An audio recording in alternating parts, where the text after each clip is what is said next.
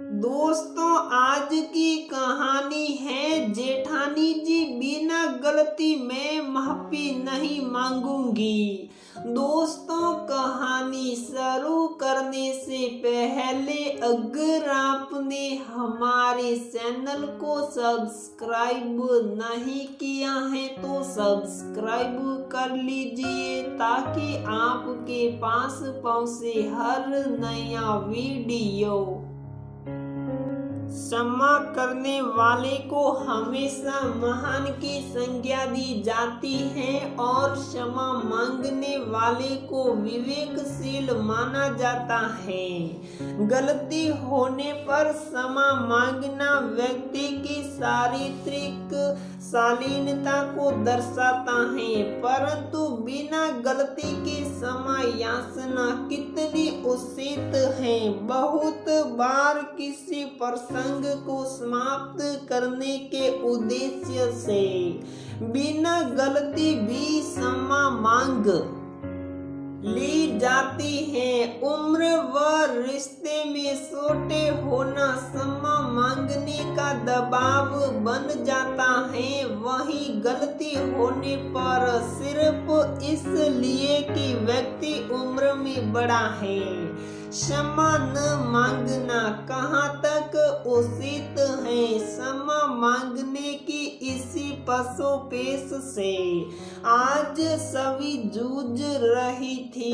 सुबह अलार्म की आवाज से आंख खुलते ही सभी करवट बदल लेट गई। अभी उठने का मन नहीं था, सिर दर्द से जकड़ रहा था और मन बीती रात की कचेली याद से जकड़ा जा रहा था।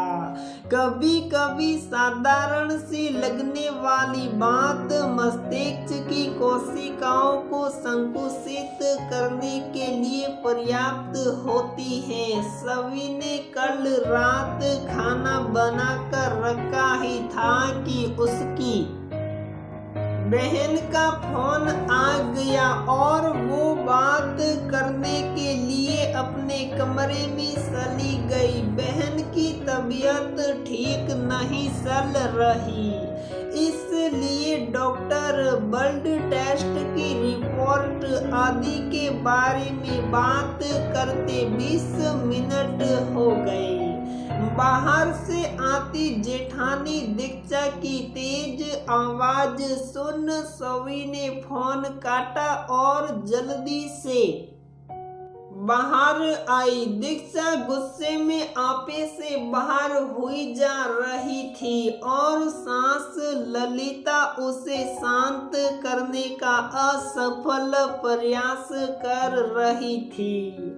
सभी पिछले एक साल में दीक्षा को किसी न किसी बात पर इसी तरह चिल्लाते देखती आई है, लेकिन आज क्या हो गया उसे समझ नहीं आ रहा था। एक गहरी लंबी सांस ले आगे बढ़ी। क्या हुआ दीदी? देखो सभी, अगर अपनी जिम्मेदारी निभा नहीं सकती तो साफ साफ कह दो। इस तरह लापरवाही करके सबको क्यों परेशान कर रही हो? पूरे देश में सभी की तरस देखती दीक्षा बोली। सभी को कुछ समझ नहीं आया। सुबह का नाश्ता और रात का खाना बनाने की ड्यूटी सभी की थी। दीक्षा लंच बनाती थी, वो भी ये सुनाते हुए कि मैं तो पिछले 12 साल से सारा घर संभाल रही हूँ। सभी को समझ नहीं आता था कि अगर दीक्षा उससे 12 साल पहले ससुराल आई थी और सब संभाल रही थी तो इसमें सभी का क्या दोष? खैर, अब की स्थिति को संभालती सभी ने कहा, मैं कुछ समझी नहीं दीदी। सभी, तुम जानती हो ना कि तुम्हारे जेठ जी को खाने में दही जरूर चाहिए। मैं खाना लगाने गई तो देखा रसोई में दही है ही नहीं। लेकिन दीदी मैंने तो भैया के लिए एक कटोरी दही अलग से रखी थी, आज दूध कम था तो सबके लिए दही नहीं थी, फिर भी मैंने भैया के लिए दही रखी थी। झूठ मत बोलो, तुम्हारे जेठ जी ने खाना भी नहीं खाया। अपनी गलती मानने की बजाय मुझसे बहस कर रही हो। जानती हो पिछले 12 साल से मैं सबका ख्याल रख रही हूँ दीदी। सभी की बात सुने बिना ही दीक्षा पैर पटकती अपने कमरे में चली गई। असह्य सभी ने सास की ओर देखा। ललिता जी भाव शून्य खड़ी थी। दोनों बहुओं के स्वभाव से अच्छी तरह परिचित थी, लेकिन इस समय उनकी खामोशी सभी को आहत कर रही थी। परिवार को बिखरने से बचाने का काम घर के बड़ों का होता है, लेकिन जब बड़े किसी एक पक्ष की ओर झुकाव रखे तो परिवार गर्त की ओर अग्रसर हो जाता है। घर के मुखिया का निष्पक्ष होना परिवार को जोड़ना है। अपने कमरे से निकल सभी सीधी रसोई में गई और सबके लिए चाय बनने रख दी। तभी ललिता जी उसके पास आई और चाय में डालने के लिए चीनी का डिब्बा सभी के हाथ से लेती धीरे से फुसफुसाई, जा सभी दीक्षा से माफी मांग ले। सभी पर मानो कुठाराघात हो गया। क्यों मम्मी जी, बेटा तू छोटी है, अगर माफी मांग भी लेगी तो तेरा क्या बिगड़ जाएगा? क्या उम्र में बड़े होने पर मनमानी करने का लाइसेंस मिल जाता है? छोटों का भी आत्म सम्मान होता है। मेरी कोई गलती नहीं है मम्मी जी, और बिना गलती में माफी नहीं मांगूंगी, अपने शब्दों पर जोर देती सभी ने कहा।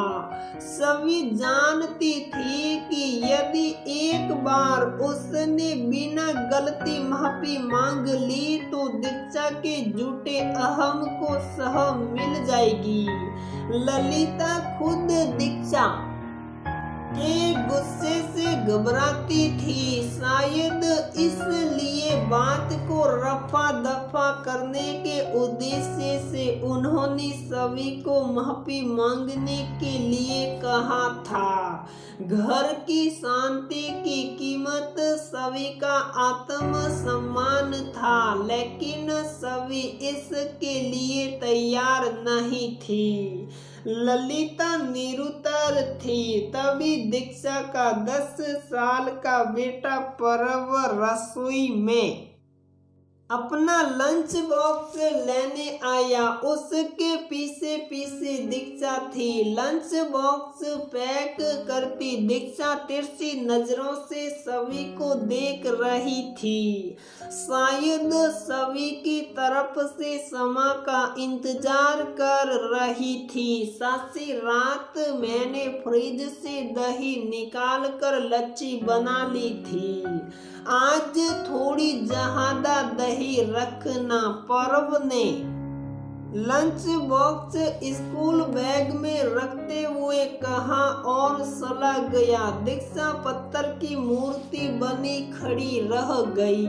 सभी से नजर मिलाने में शर्म आ रही थी तो चुपचाप रसोई से निकल गई, वो भी बिना माफी मांगे। ललिता जी ने सभी को पुनः समझाते हुए कहा, कोई बात नहीं, गलत फहमी हो जाती है। मम्मी जी, अगर यही बात आपने कल कह दी होती तो मुझे संतोष रहता कि आप मुझे गलत नहीं समझ रही हैं, लेकिन आपकी सुप्पी दीदी के आक्षेप से कहीं ज्यादा कष्टकारी थी। और हाँ, गलती होने पर 100 बार माफी मांगूंगी, लेकिन बिना गलती कभी नहीं।